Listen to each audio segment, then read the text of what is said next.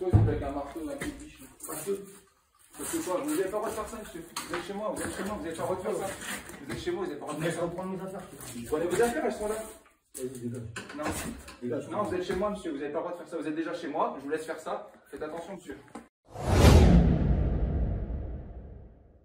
Bon bah si t'es comme moi, tu dois te dire, ils se foutent vraiment de ma gueule sur YouTube. Avec toutes leurs vidéos, tout se passe toujours bien en immobilier, jamais de problème. Je vais t'en montrer un, moi, de problème. Un vrai problème, surtout pour ceux qui ont des appartements en location. La location, c'est génial, c'est du passif, il n'y a rien à faire. Là, on va rentrer dans le vif du sujet avec un truc que je pense que vous n'avez jamais vu. J'ai flouté les visages. C'est une vidéo qui a été prise un peu à l'arrache, donc on n'est pas au top du cadrage. Mais elle peut surtout vous faire poser des questions et vous montrer la vérité sur ce qui se passe vraiment sur le terrain et quelle mentalité il faut avoir parfois pour faire un investissement locatif. Mais ça vous permet de voir surtout la mentalité qu'il faut avoir pour faire un investissement dans l'immobilier. Je ne suis pas là pour dire qu'il y a une méthode qui est mieux qu'une autre. Seulement moi ce que je veux c'est que vous puissiez voir la réalité des choses et que vous puissiez prendre vos décisions en votre âme et conscience et en ayant connaissance de tout ce qui peut se passer réellement sur le terrain. Et c'est ce que je peux reprocher à certains, c'est de montrer toujours les beaux côtés, mais pas ce qui fait chier. Cette situation, vous la connaissez un petit peu, je vous avais montré quelques vidéos à ce sujet. Et ben, c'est le jour où je suis confronté en fait, au mec qui squatte un de mes appartements et qui ne paye pas. Et il veut accéder en fait, à une partie dont il avait accès avant mais qui n'était pas son appartement, que j'avais fini par fermer en fait. Et là, le mec n'est pas content forcément. Mais à un moment, il faut prendre ses couilles et puis affronter ce qui se passe. Mais enfin, bon, une image vaut 1000 mots. On va regarder ensemble un petit peu comment ça s'est passé. Et tu fais quoi? Monsieur arrêtez. Mais arrêtez de faire n'importe quoi. Vous êtes chez moi, monsieur. Non, vous êtes chez moi. Non, vous êtes chez moi. Monsieur non, vous êtes chez moi.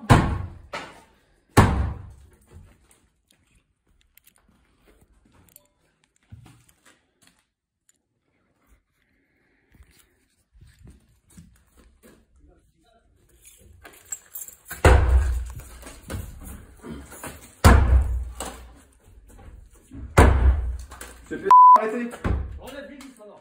Non, j'enlève pas les vis, vous êtes chez moi, monsieur. Vous êtes chez moi, vous êtes en train de forcer la porte de chez moi, monsieur. Là. Arrêtez. Mais arrêtez, monsieur, ça sert à rien. Mais arrêtez, ça sert à rien.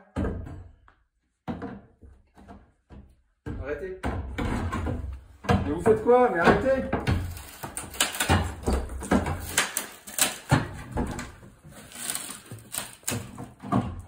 Arrêtez.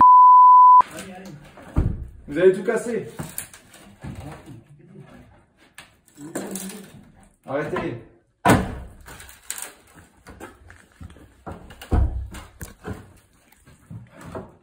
te fait quoi que je passe par là pour prendre mes affaires déjà? Bah arrêtez de rentrer chez moi, je rentre pas chez vous, monsieur. Déjà, le grenier, j'ai hâte de me faire le grenier.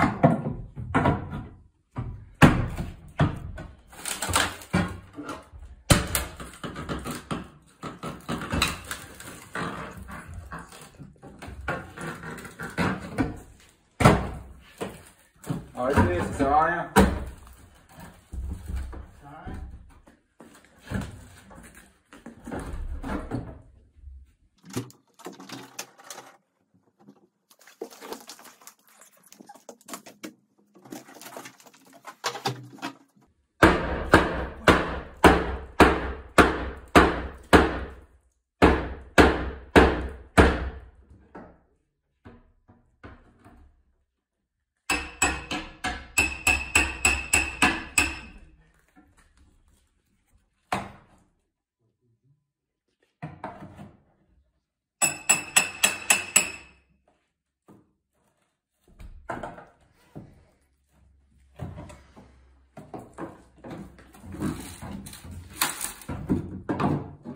Vous allez tout casser.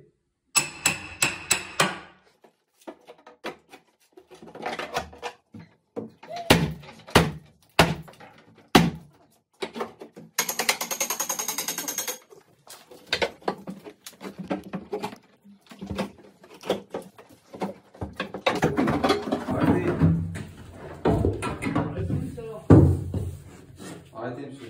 Arrête, enlève les vis. Mais non, je vais pas les enlever, vous êtes chez moi, je vais pas les laisser rentrer chez moi.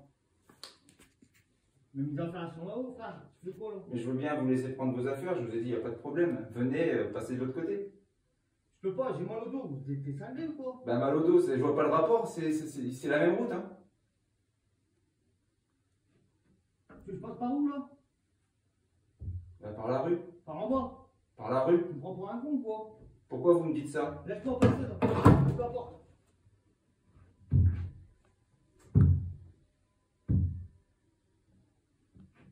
Déjà, j'ai bien mon bonnet déjà. Monsieur, vous vous rendez pas compte là? Vas-y. Vous me tutoyez pas s'il vous plaît. Tu m'énerves alors. Je vais te broyer la gueule, ça va mal finir. Comment? Ah non, faites pas ça. De toute façon, on laisse la porte fermée. Hein. Vas-y, qu'est-ce que tu vas faire? Qu'est-ce qu'il va faire là, vous déconnez. Je vous ai toujours respecté, vous voyez et tout. J'ai jamais déconné. Ah, monsieur, vous rigolez ou quoi? Vous me payez pas du tout.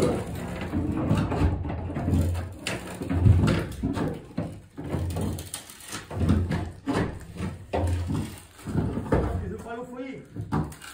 Comment? C'est juste parce que je veux pas aller au foyer. Bah c'est parce que je suis chez moi. J'en ai pas après vous, monsieur, je vous connais pas, monsieur, j'en ai pas après vous. Je vais prendre mes affaires là-haut. Mais je vous ai dit, monsieur, venez dehors, je vous ouvre la porte. Je vous ouvre la porte, qu'est-ce que vous voulez que je vous dise? Vous forcez ma porte, moi je vous dis, je vous ouvre la porte. Avec Bali, j'avais accès au grenier, c'est eux qui m'ont dit de. Monsieur, le grenier là-haut. monsieur, J'aurais jamais mis des affaires là-haut. monsieur, je sais même pas comment il est l'appartement, j'ai pas pu rentrer, monsieur, qu'est-ce que vous racontez? Je sais pas moi.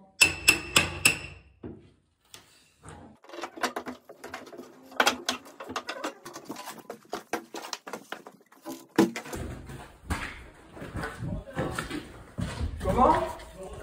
Bah oui.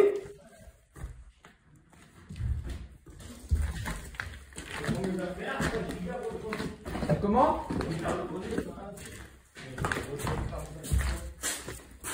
Pourquoi vous êtes avec un marteau et un piche? Parce que quoi? Vous n'avez pas le droit de faire ça, monsieur. Vous êtes chez moi, vous êtes chez moi, vous n'avez pas le droit de faire ça. Vous êtes chez moi, vous n'avez pas le droit de faire ça. Prendre mes affaires. Vous prenez vos affaires, elles sont là. Vas-y, dégage. Non. Non, vous êtes chez moi, monsieur, vous n'avez pas le droit de faire ça. Vous êtes déjà chez moi, je vous laisse faire ça. Faites attention, monsieur. Faites pas n'importe Les quoi. affaires, reste où? Mais vous faites ce que vous voulez, c'est votre problème. Moi, je vous ai laissé les trois. Et vous êtes rentré chez moi, vous n'avez pas le droit, monsieur. Je vous le dis tout de suite. Comment? J'ai demandé à rentrer. Non, vous n'avez pas le droit de rentrer, de forcer ma porte, monsieur, je vous le dis. Bon, comme tu peux le voir, on n'est pas dans le monde des bisounours. Il y avait un réel danger, hein. Le mec qui se pointe, il avait quand même des outils dans la main, il peut te perforer quelque chose. C'est pour ça que je mets mes mains un petit peu en opposition. On ne sait pas ce qui peut arriver, mais ça peut être dangereux. Je ne recommande pas ce genre de situation. Moi, je suis plutôt du genre à… Voilà, ça faisait quelques temps que le mec, je lui avais laissé ce qu'il fallait pour qu'il puisse retrouver un logement. Je lui avais retrouvé un foyer où il aurait pu être accueilli. Il n'en a pas voulu. Je vous spoil un petit peu la fin de l'histoire, mais il a quand même fini par trouver un appartement. Je lui ai trouvé un appartement, c'est le pire, avec une assistante sociale, un appartement tout neuf. J'ai honte pour le système parce que le mec, il va juste… pardon, mais il ne va pas entretenir le bien, quoi. Le bien qu'il va retrouver est neuf, ça, c'est pas cool. Bref, on n'y peut rien. Pour la situation, donc le mec payait pas, voulait pas partir, voulait accéder à des parties qui n'étaient pas à lui dans l'immeuble. Ça aurait pu mal finir, c'est pas le cas. Par contre, voilà, ça c'est la vraie situation, ce qu'on vous montre jamais sur Internet. Quand on vous parle de revenus passifs, quand on vous parle de faire de l'immobilier, de créer du cash flow, voilà ce que c'est la réalité. Pas toujours, pas toujours. Mais certains moments, il faut effectivement montrer un petit peu qu'on est là et faire le travail. Si vous avez un appartement, bon, ça c'est une fois tous les… beaucoup. Mais si vous avez 10 appartements, si vous envisagez d'avoir 10 appartements, il faut savoir que ces situations forcément vont se répéter. Que ce soit un robinet qui casse, que ce soit ce genre de situation, un impayé, un problème familial, des choses à régler, vous devrez les régler. Ça, il n'y a pas à tergiverser. Tous ceux qui font de l'immobilier savent très bien que quand on a du locatif, ce n'est pas du revenu passif, c'est du revenu très actif. C'est vraiment beaucoup de travail pour faire en sorte que ces biens restent dans une condition idéale de qualité, c'est-à-dire que vous proposiez à vos locataires quelque chose qui soit en état. À chaque fois qu'il y a un turnover, il faut remettre un petit coup de peinture, remettre un robinet, faire les choses bien, faire les rendez-vous, les visites, choisir les dossiers, tout mettre en place, c'est du boulot. Et il faut vraiment que vous le sachiez. Et si je vous dis ça, c'est parce que certains me disent « Ouais, quand tu fais tes rénovations et que tu revends, en fait, tu travailles beaucoup. » Bien sûr que je travaille, mais où pensez-vous vous allez trouver de l'argent sans travailler? Bien évidemment qu'on travaille. La seule différence avec ce que je fais, c'est que quand moi j'ai fini, il n'y a plus rien derrière. C'est l'argent qui tombe, j'ai pas le locataire, j'ai pas quelqu'un qui vient m'emmerder. je fais ce que je veux avec mon argent, je pars en vacances, je fais ce que je veux en fait. Et ça, c'est le point qui est le plus important et que je veux vraiment que vous puissiez imaginer, c'est que vous avez deux possibilités en immobilier. Soit vous avez du locatif pendant 10, 15, 20 ans et au bout de 20 ans, vous êtes tranquille. Soit vous avez des achats et des ventes qui se produisent et là, vous générez du cash sur des plus courtes périodes et vous avez l'esprit plus tranquille. Moi, c'est ce qui me correspond. Ça ne correspond pas forcément à tout le monde, mais comment dire, c'est un aspect que je voulais vraiment que vous connaissiez. Ce fait de travailler un petit peu comme un dingue pendant une courte période pour un peu pouvoir kiffer et se détendre. Pour la petite info, les appartements sont quasiment terminés. Celui-là a été refait. J'ai fait quelques vidéos. Je vous ferai un petit mix, un avant-après assez sympa. Et puis, ils vont être en vente tout simplement. Et puis je vais payer un peu de plus-value parce qu'au départ, je voulais les garder pour faire la location. Puis en fait, j'ai d'autres projets. Donc, je vais les vendre. Je vous montrerai tout ça, les prix, comme vous aimez bien, si ça vous intéresse, comme d'habitude. Et si vous voulez que je vous mette un petit peu plus de vidéos du concret négatif, vraiment tout ce qui ne va pas, tout ce qui nous casse les bonbons, tout ce qui nous pourrit la vie ou tout ce qu'il faut faire pour réussir un achat immobilier, n'hésitez pas à me le marquer en commentaire, ça fait toujours plaisir. Je lis tous vos commentaires, j'y réponds. Il commence à y avoir de la récurrence et pas mal de personnes qui sont là tout le temps. Je vous remercie. Ça fait vraiment plaisir. Il y a des messages super sympas. Je sens que c'est dynamique, on a une bonne énergie et bien positive. Je veux que tout le monde puisse prendre de l'expérience, prendre des informations pour pouvoir faire par eux-mêmes par la suite. N'hésitez pas, si vous avez des questions, inscrivez tout en commentaire. Donc, je tenais à vous remercier et je vous dis à bientôt pour de nouvelles aventures. Investissez en vous.